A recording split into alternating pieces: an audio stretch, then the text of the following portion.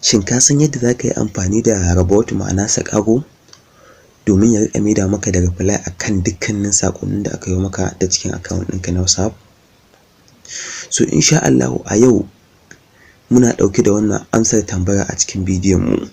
Za ka iya amfani da robot ma'ana sakago su riƙa maida maka da reply a dukkanin saƙonnin da aka yi maka kana zaune, sai dai ka riƙa ganin chatting ɗin da suke yi da mutanen da suka aiko maka da saƙo a cikin account ɗinka. To ku biyo mu domin shiga cikin shirin. Sai dai kafin mu kai ga shiga cikin shirin, muna roƙon ku idan wannan shine zuwan ku na farko a tashar mu, ku yi ƙoƙari ku danna mana alamar subscribe, sa'annan ku danna mana alamar ƙararrawa, sa'annan ku zaɓi all domin sanar da ku sabbin shirye-shiryen da za mu ɗora su. Mun gode.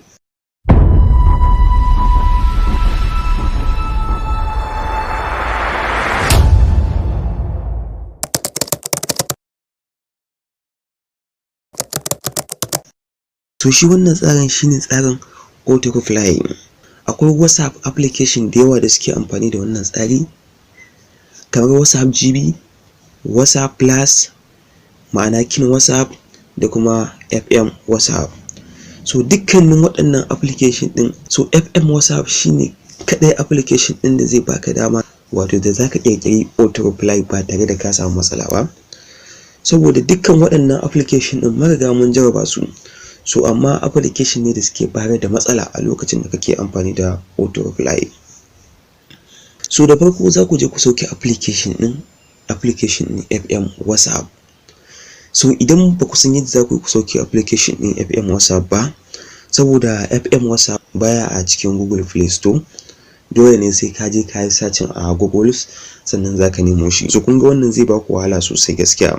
So amma insha Allah ba ku da wata matsala, domin ko already mun riga mun ajiye links ɗin wannan wato application a description na wannan bidiyo.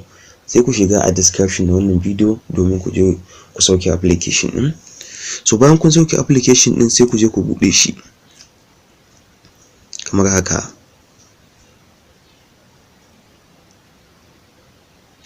So bayan kun buɗe shi kamar haka, so idan shine farkon buɗewar ku da shi, so ba zai nuna muku fuska kamar haka ba, zai buƙaci da ku yi login da lambar wayar ku kamar yadda kuka san normal WhatsApp yana yi a lokacin da ka sauke shi, farkon sauke shi.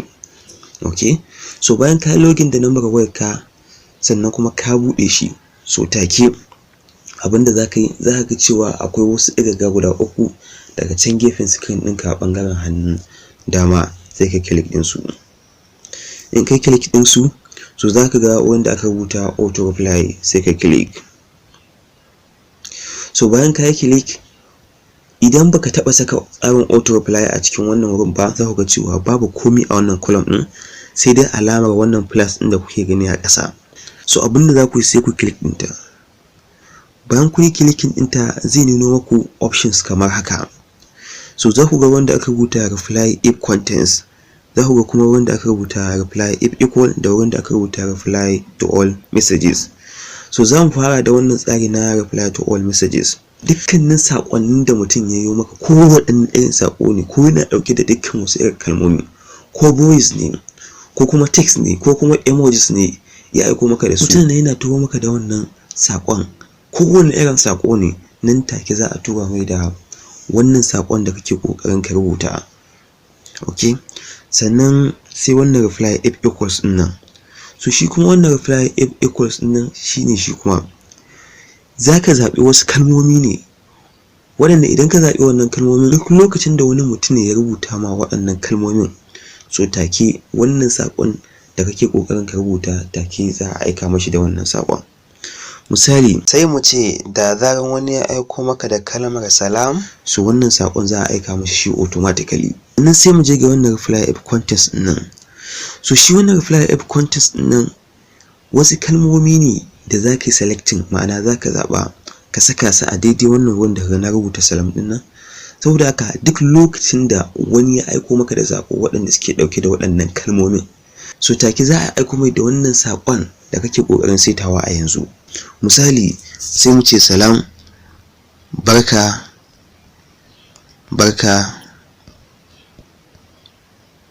da yamma.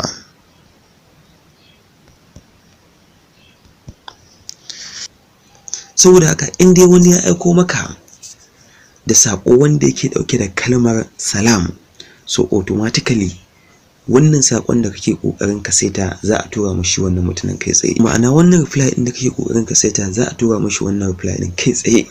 So kun ga bayan kun gama saita waɗannan bayanan na sama, sai ku zo wurin da aka rubuta auto reply message din nan. So shi wannan auto reply message din nan, a nan ne zaka rubuta sakon da kake so ka tura wannan mutumin. Misali shi wannan mutumin ya rubuta maka kalmar salam, so kaga kai me zaka ce mai? Zaka ce mai wa alaikas salam wa rahmatullahi wa barakatuhu, ko ka ce mai wa salam. So kaga anan so sai ka zo ka rubuta wa salam. So shikenan, saboda haka duk lokacin da mutum ya rubuta maka salam, so automatically za a mai da amsar wa alaikas salam ko wa salam. Ya danganta ga rubutun da kai. So wajen delay message din nan kuma za ku ga cewa akwai delay message. So shi wajen delay message din nan, so bayan mutum ya aika maka da sako, so da sakan nawa kake so a maida mai da reply, so anan zaka iya zabar sakanni tun daga sakan 10 har zuwa sakan 90. Sannan in kuka ja sakan din ku zuwa sama za ku ga wanda aka rubuta receiver. So shi wannan sakon da kuke so ku saita, shin kuna son ku tura shi a group ne ko kuma kuna son ku tura shi a contacts ne? So idan a group ne kuke son a rika tura sakon, sai ku zabi group. Idan kuma a contacts ne, sai ku zabi contacts. Idan kuma gaba ɗaya ne, ma'ana group da contacts, so sai ku je ku zabi boss. Sannan his specific time din nan, so shi kuma wannan specific time din, so za ku saita a daidai lokacin da kuke so wannan sakon a rika aika wa mutane da shi. Misali sai mu ce muna son daga 12 na rana, ko kuma in ce muku na safe, zuwa end time din nan, zuwa kamar karfe 11 da minti 59 na yamma. Okay, sai mu clicking in done. So kun gani, so kun ga daga karfe 12 mun sita shi kenan, daga karfe 12 zuwa karfe 11 da minti 59. So kun ga 24 hours kenan. So idan kuka je wajen specific context nan ko kuma group to reply, so shi kuma wannan zai ba ku damar da za ku yi selecting din wasu contacts ko kuma group wanda akan waɗannan contacts din kuke so ko kuma group din kuke so kadai wannan sakon ya je gare su, da zaran wani ya rubuta waɗannan kalmomin da kuka saita. Misali sai mu zabi wasu contacts da kuma wasu group a nan wuraren, sai mu selecting din Gusau City da kuma wannan number, sai mu danna alamar kibiyan nan. Okay, so kun ga, saboda haka duk lokacin da wani ya aika kalmar salam, so wannan Gusau City din nan, ma'ana wannan group din da wannan contacts din su kadai ne za a aika ma da wannan sakon. So idan kuma kuna son ya je a kowane context, so ba za ku yi selecting din wani context a nan wajajen ba, wanda kuka ga a rubuta specific contacts din nan da kuma group to reply din nan, so sai ku bar shi a empty kawai. Shi kuma wannan external contacts din nan ko group to do not reply, so shi kuma zaka zabi contacts ne, bari mu click nashi. So shi kuma zaka zabi contacts ne ko kuma group wanda baka son wannan reply din, ma'ana wannan auto reply din ya je gare su.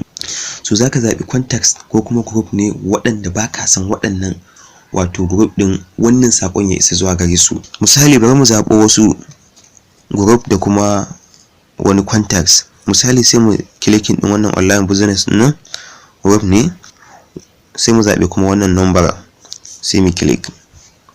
So duk lokacin da aka rubuta salam, so a wannan group din na online business class, so wannan sakon kai tsaye ba zai je gare shi ba.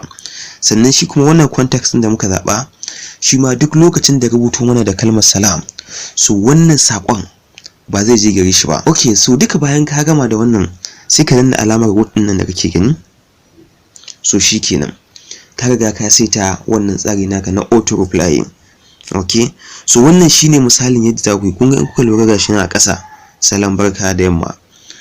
So wannan shine hanyar da zaka bi domin ka saita auto reply. ma'ana ka saita sakaro ya rika mida ma da dukkan amsoshin wato tambayoyin da ake maka ta cikin WhatsApp. So kana zanne za ka ga shi robot din yana mida maka da reply akan dukkanin sakonnin da aka yi maka ta cikin account ɗinka na WhatsApp. So haka zaka bi ka saita su ɗaya bayan ɗaya. Idan kun ji daɗin wannan bidiyo da Allah ku daure ku danna mana like, saboda wannan zai taimaka mana bidiyon mu ya shiga lungu da sako a cikin YouTube. So mun gode. So ƙarshen shirin namu kenan na wannan lokacin, sai kuma idan Allah ya sake sada mu da ku a wani lokacin.